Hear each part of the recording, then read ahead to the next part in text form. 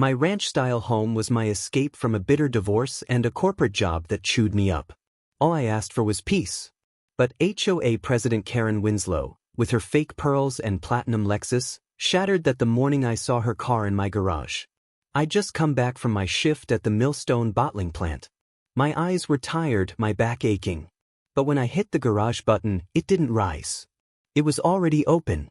Parked inside, smug as sin, was Karen's Lexus, like it had always belonged there. My fishing gear was shoved aside, cooler crushed. My heart pounded. I stepped out of my truck, unsure if I was dreaming.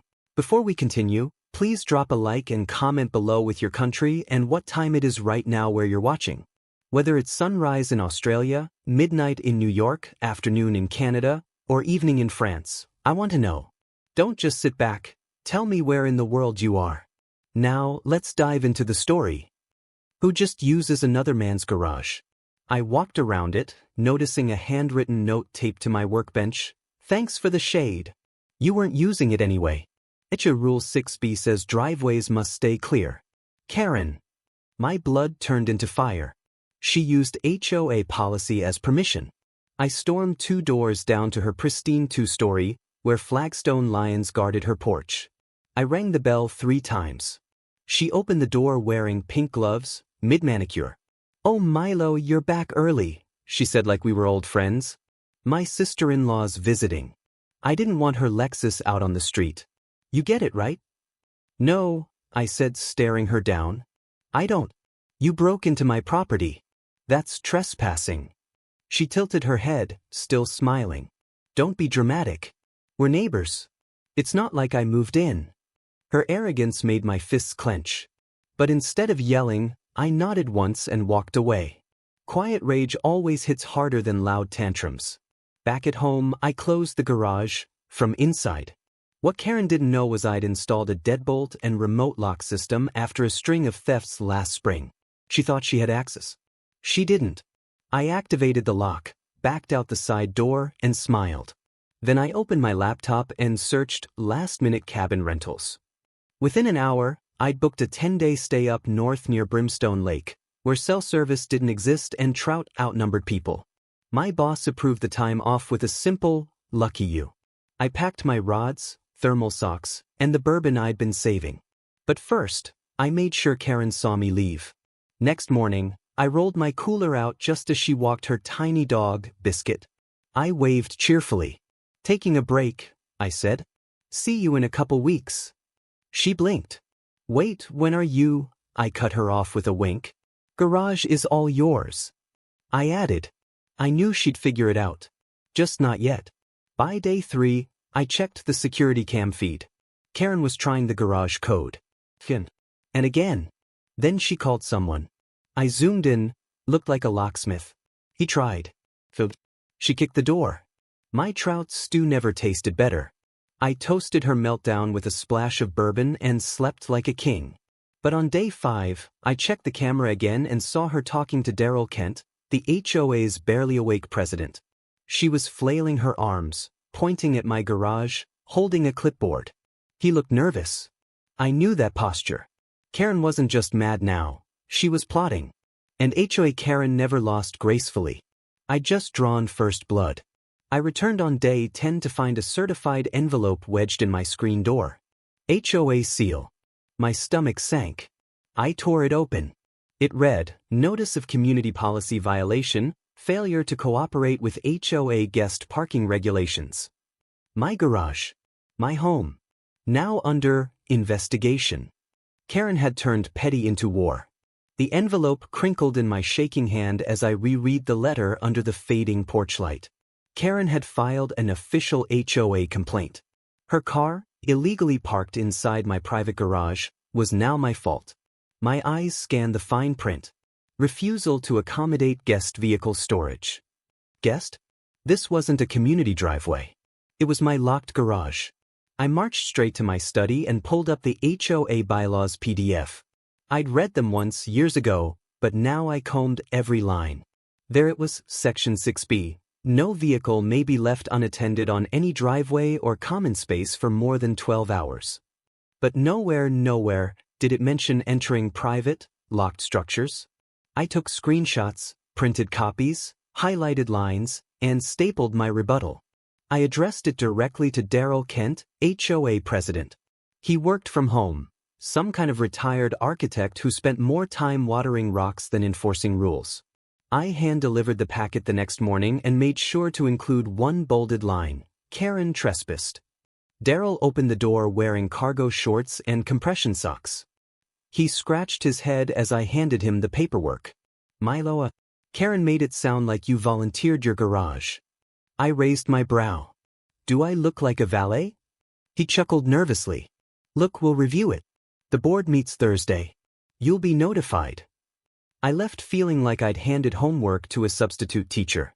No spine, no urgency. But I wasn't done. I printed security camera stills from every day she approached my garage. I highlighted timestamps. I circled the moment she tried to pry the door open. Then I emailed the entire board and CC'd a local attorney. The reply came quickly. Not from the board, but from Karen herself. She copied everyone and called my photos manipulated and my story unneighborly. She claimed she had verbal permission. Then she used my absence as proof of abandonment. She accused me of locking her property with malice. Malice? Malice would come later. Later that evening, I noticed my trash bins were missing. I always put them out early, but now they were gone. I found them tipped into the ravine at the end of the road, dented and cracked. Coincidence? Doubtful. Karen's house had security cameras too.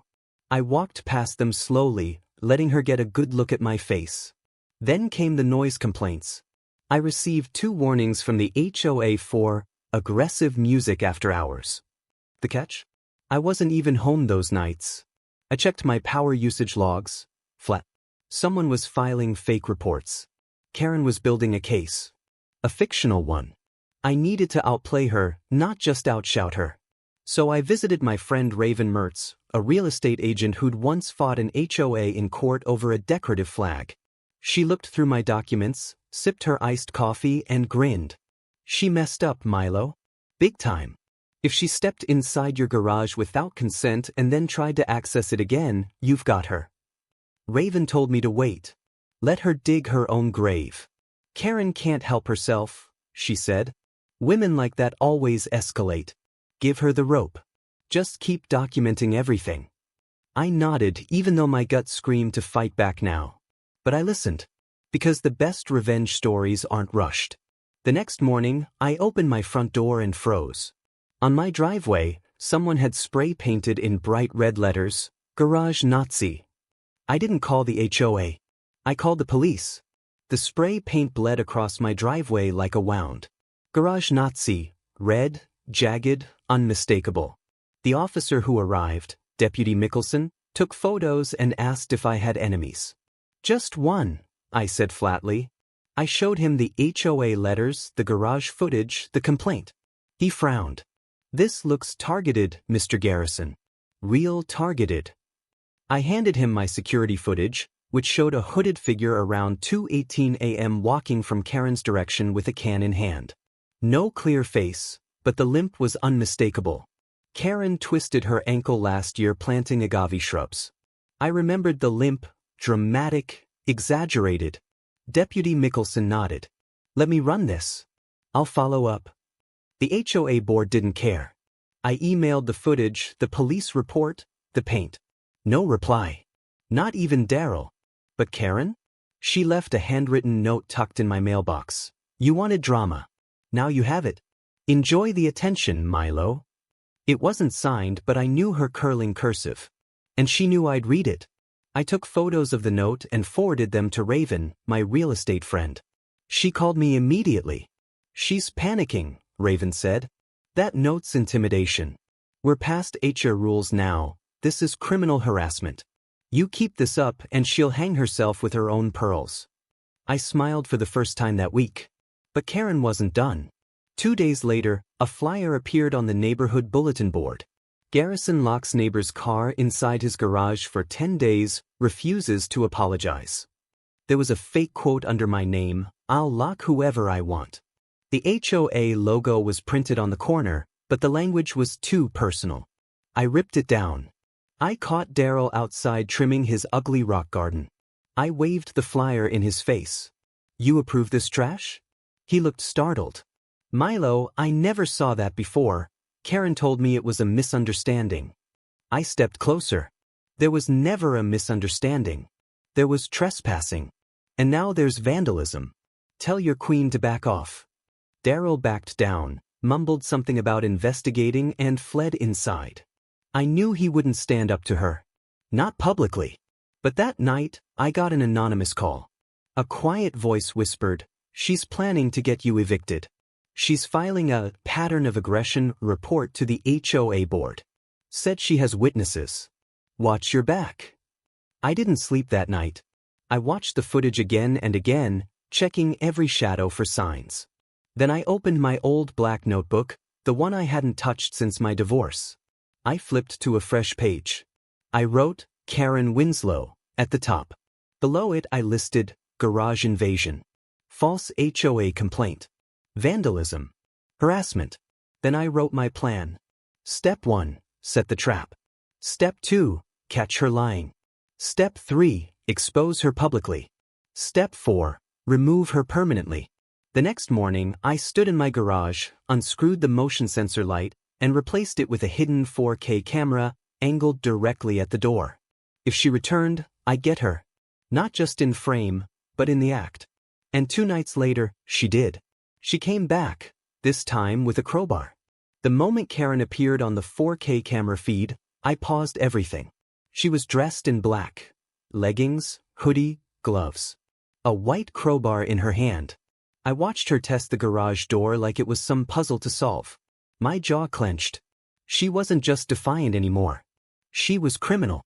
And now she was caught. She tried prying the side door first, jamming the crowbar into the deadbolt. Then she knelt, flashlight between her teeth, and tugged at the garage paneling. I recorded everything, every click, every grunt, every cursed mutter. Then she paused, looked around, and whispered something into her phone. "This'll teach him to mess with the board." I didn't confront her. I didn't call the cops. Not yet. I wanted her to finish. To go as far as she was willing to go. I needed the story to be undeniable, ironclad, press-ready. She jimmied the door one more time, then gave up and stormed back toward her house. Her limp? Gone.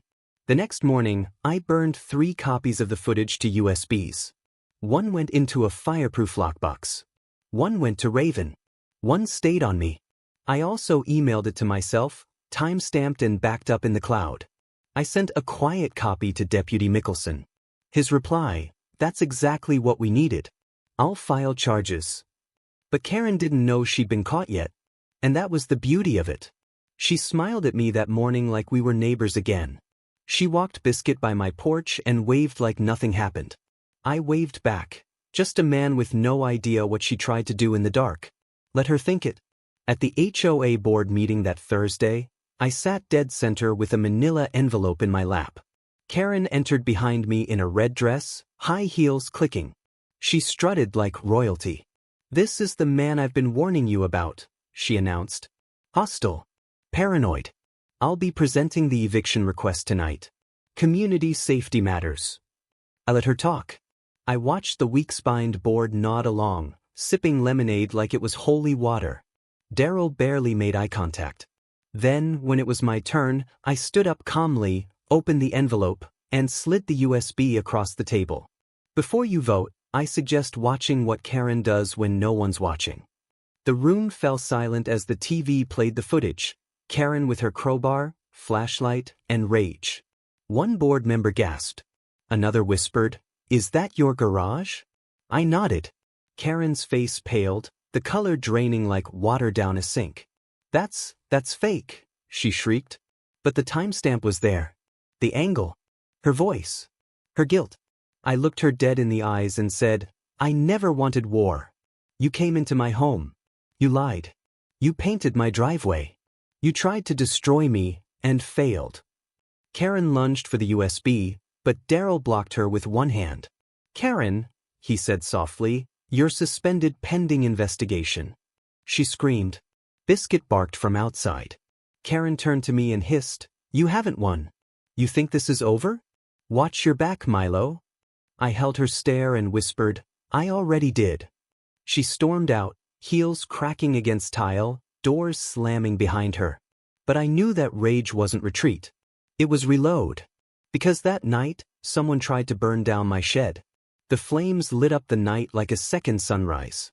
My old garden shed, built with my dad in 1982, now cracked and spitting fire. I ran outside barefoot, hose in hand, heart racing. The plastic fishing gear inside hissed and popped. My neighbor Silas Trigg helped drag buckets from his porch. "Milo," he muttered, "this ain't normal."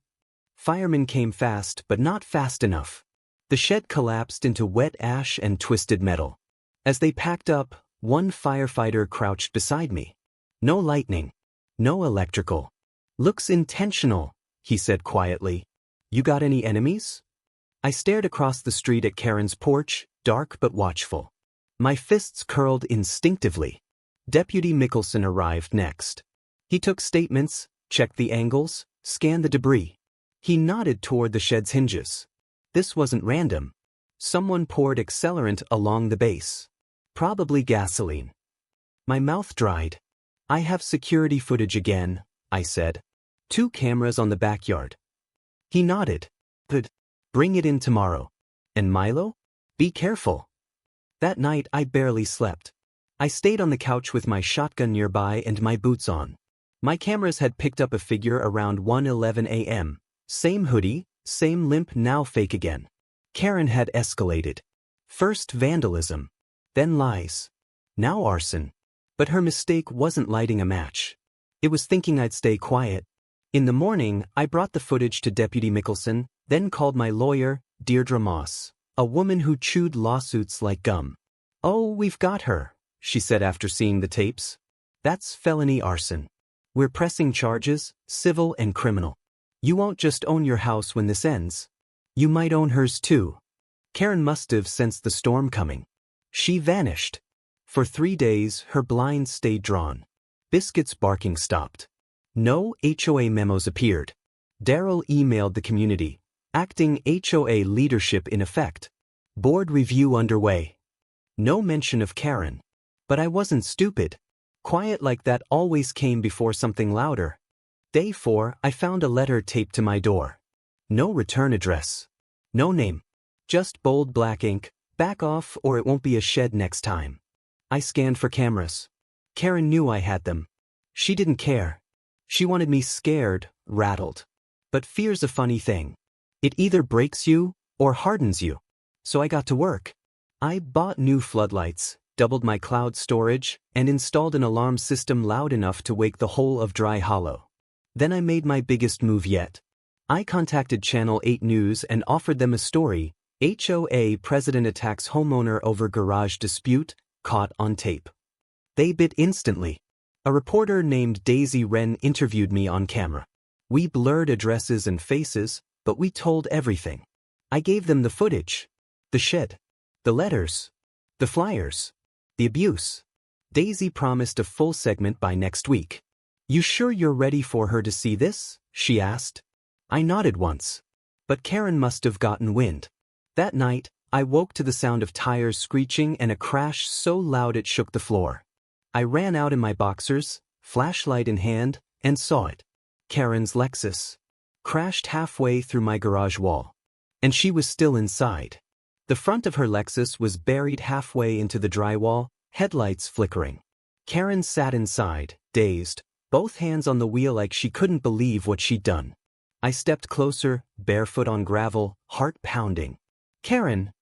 I yelled. Her window was cracked. Her mascara had melted into black trails. She didn't answer. Sirens howled down Tanglebrush Hill in minutes. I backed away, flashlight still pointed at the wreckage. The garage frame was warped. My shelves, fishing rods, tools, photo of Dad, crushed beneath her hood. Neighbors gathered with phones raised. Deputy Mickelson arrived first. He took one look and exhaled through his teeth. "What now?" he muttered, approaching the car. Paramedics got her out. No injuries, just shock. She refused a stretcher. Refused breath tests. "My brake's locked," she shouted. I didn't mean it. But her foot had been on the gas, not the brake. I saw it in the dust trail on my driveway.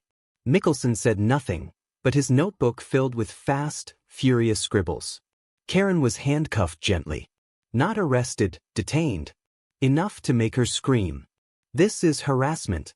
He's framing me. His garage is unsafe. That's why I crashed."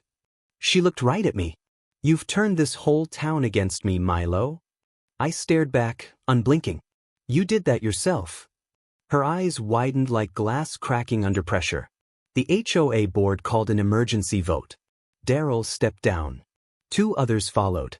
Karen was stripped of all HOA duties. A public notice was emailed.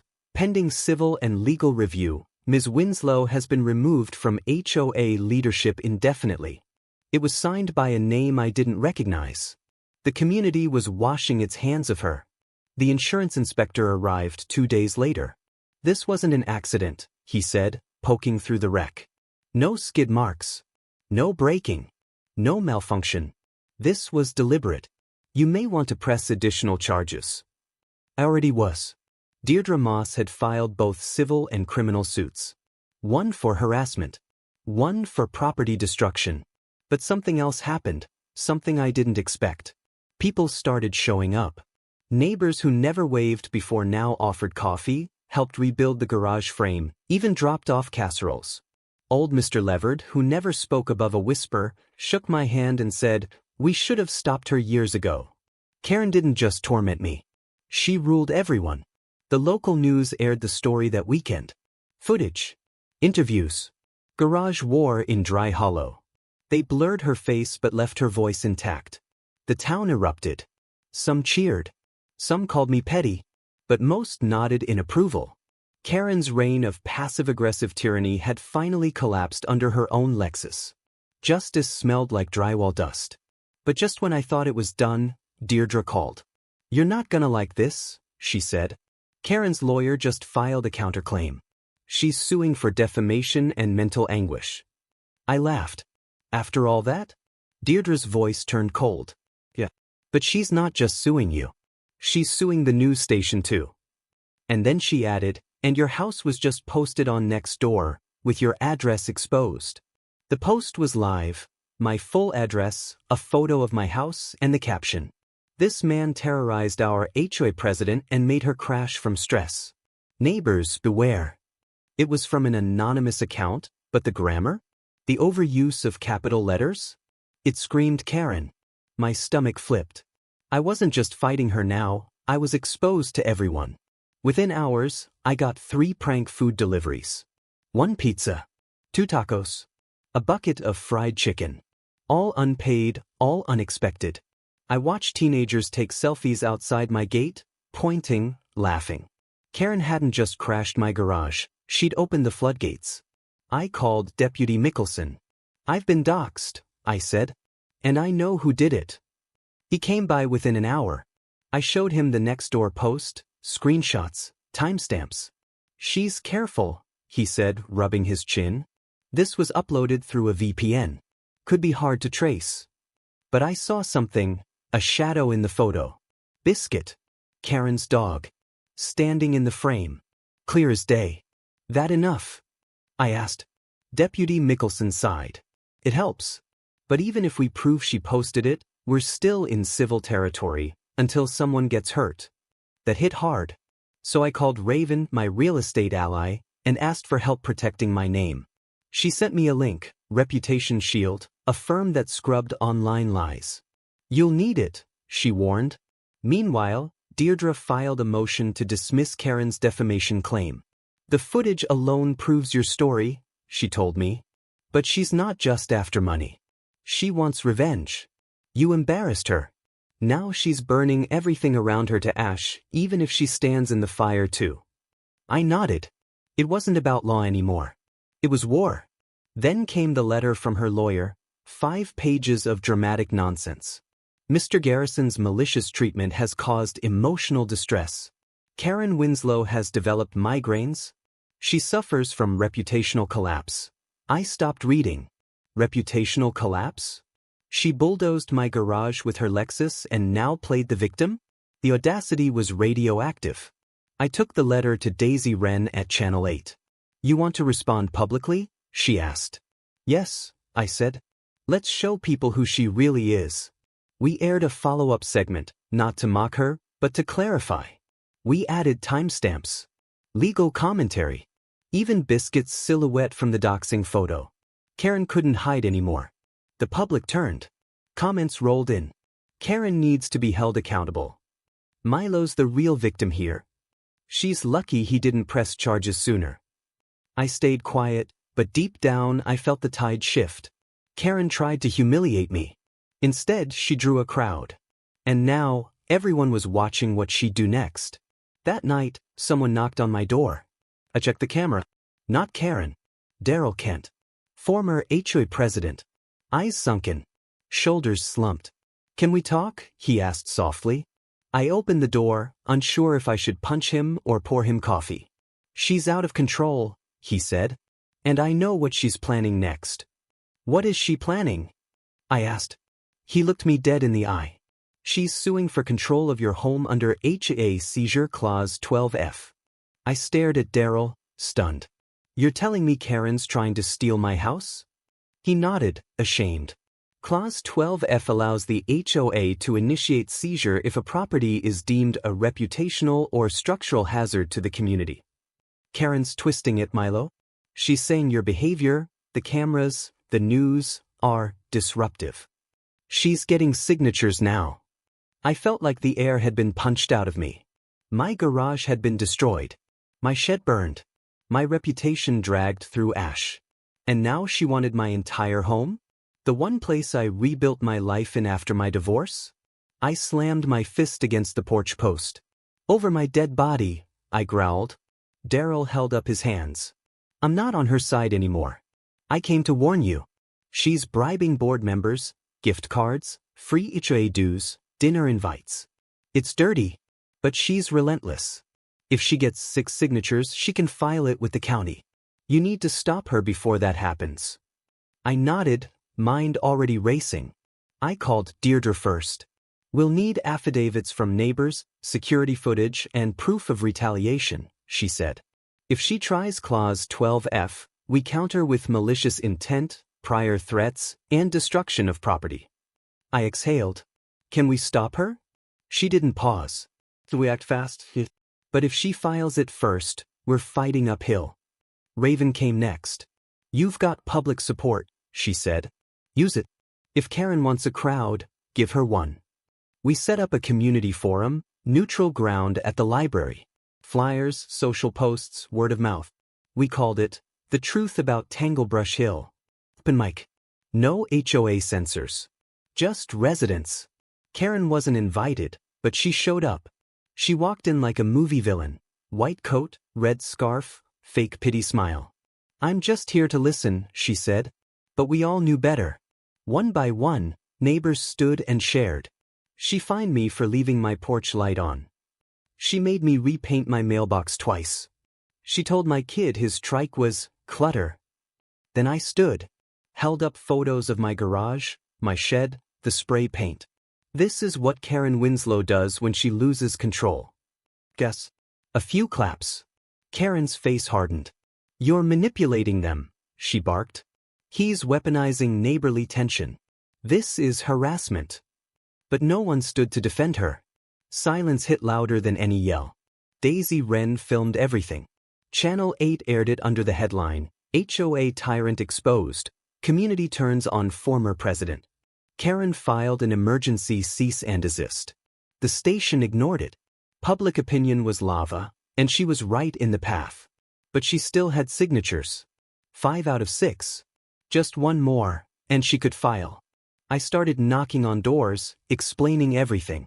Most supported me. One man refused to talk, Tom Greller, a silent board member Karen had cornered early. Rumor said she promised him power once she was reinstated. I needed to reach him. Needed to stop him from handing her the final vote. But I was too late. That night, Tom signed the petition. And the next morning, I found a bright orange county envelope nailed to my door. Intent to review property under HOA Enforcement Clause 12F. I tore the envelope open with trembling hands. It was real, official, stamped by the dry, hollow county office. The HOA, led by Karen's poisoned influence, was initiating formal review to seize my home. My knees buckled. I sat on the porch step and stared at the words like they were fire. Everything I fought for, now hanging by a thread. I called Deirdre immediately. "We've got 72 hours, she said firmly. "That's how long you have to challenge the filing. We go full force, legal press conference, cease order, counter-injunction. But Milo, you've got to be ready. This gets ugly. Karen's going for the throat." I nodded. "Then let's crush her before she lands the bite." Raven sent a drone to fly over Karen's house. Not to spy, but to legally record violations. Broken fence slats, expired holiday lights, unreported renovations to her backyard patio. HOA hypocrisy, she called it. If she wants to enforce rules, let's see how she follows them. We printed it all. Labeled. Dated. Delivered to the board. Meanwhile, Channel 8 released one final segment. The war for a garage turns into a fight for a home. Interviews. Evidence. Emotional testimony. Karen's voice cracked during a phone call Daisy secretly recorded. "I'm not letting that man beat me.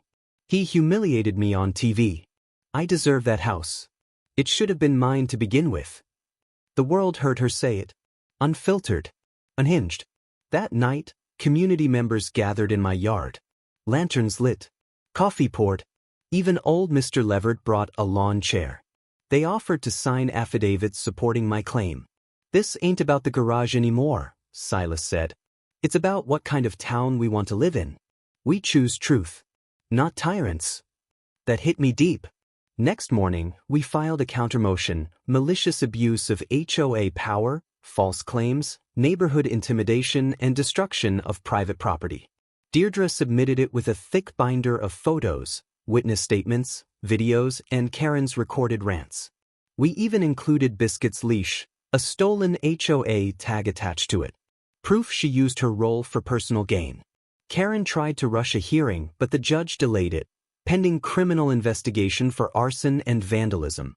Deputy Mickelson filed official charges. She was called into questioning. For the first time, Karen was on the defensive. Her face on the news didn't scream control anymore. It screamed panic. Finally, the beast was bleeding. And then, silence. 2 full days passed with no word. No papers. No posts. Even Biscuit stopped barking. The hearing was scheduled for Monday morning. It was Sunday night when I heard the knock. I opened the door expecting Deirdre or Mickelson, but it was Karen, standing in the dark, holding a single folder in her hand. Her eyes were swollen. She looked like a stranger, stripped of pearls, makeup, and pride. "Milo," she whispered. "I need to talk. Alone. No lawyers. No cameras. Just you and me." I didn't respond. She extended the folder slowly. "You win. I'm walking away from the HOA, but I want to say my piece. One time." I stared at her trembling hands. She was either bluffing, breaking, or both. But when I opened the folder, I froze. Inside was a signed document. "Karen Winslow hereby resigns all HOA authority, effective immediately." But beneath it was something else. A letter, addressed to me, titled, "What You Don't Know About That Garage." I held the letter in my hand, the ink still fresh. Karen stood there, eyes down, arms wrapped around herself like armor. "Please," she whispered, "just read it." I nodded once and shut the door. Sat alone under the kitchen light. Opened the letter. I expected more lies. Instead, I found something completely different. Regret. She wrote, "I parked in your garage because it reminded me of my father's. He used to tinker there, drink there, breathe there. When he died, I lost that peace. Then I moved here and saw your garage. Open, clean, nostalgic. I know it was wrong. But for 10 minutes, I felt something I hadn't in years." She continued, "When you locked it, I panicked. It wasn't just a garage anymore. It was my grief trapped. I tried to take it back, through control, through power. I became what I hated. I lied. I manipulated. I ruined things that weren't mine. I broke everything. Her words hit harder than any insult ever could. She wrote, "You didn't deserve it, Milo. None of it. The garage. The spray paint. The shed. The lies. I don't know how to make it right. But I know how to step away. I've resigned. The board knows. I've pulled the lawsuit. And I've started therapy. I'm sorry." Then she signed her name. Cursive. Sincere. I sat there in silence. 100 thoughts in my head. But only one mattered. It was finally over. The damage remained, but the war had ended. Karen moved out 3 weeks later. Her house listed quietly. No one asked where she went. The neighborhood exhaled. And I finally opened my garage again. I rebuilt the wall. Rehung the photo of my father. Resanded the floor. Every time I picked up a tool, I reclaimed something. Not just space, but peace. Real peace. And I left one thing untouched. The old crowbar Karen dropped when she tried breaking in. I hung it on the back wall like a trophy. Daryl stayed retired. The HOA reformed, with public voting, shared leadership, and no more secret rules. Raven helped rewrite the bylaws. Silas hosted cookouts. Even Tom Greller apologized. I was scared of her, he admitted. We all were. I shook his hand. Fear makes cowards. But you signed it. Now sign something better. Channel 8 aired a final piece. Dry Hollow rebuilt. How one man's garage changed a neighborhood. I didn't do interviews. I didn't want attention. I wanted fish, bourbon, and morning silence. But I kept the original footage backed up. A reminder that dignity, when defended, can become legacy. The last time I saw Karen, it was 6 months later at Brimstone Lake. She looked different, plain sweater, short hair, no makeup. We didn't speak. Just nodded from a distance. She had a notebook in her lap. Biscuit at her feet. And I swear, I saw her smile. Not fake. Not proud. Just human. So yeah, HOA Karen parked in my garage without asking. So I locked it. Took 10 days vacation. And in the end, I didn't just reclaim a building. I reclaimed my name. My home. And peace. For good.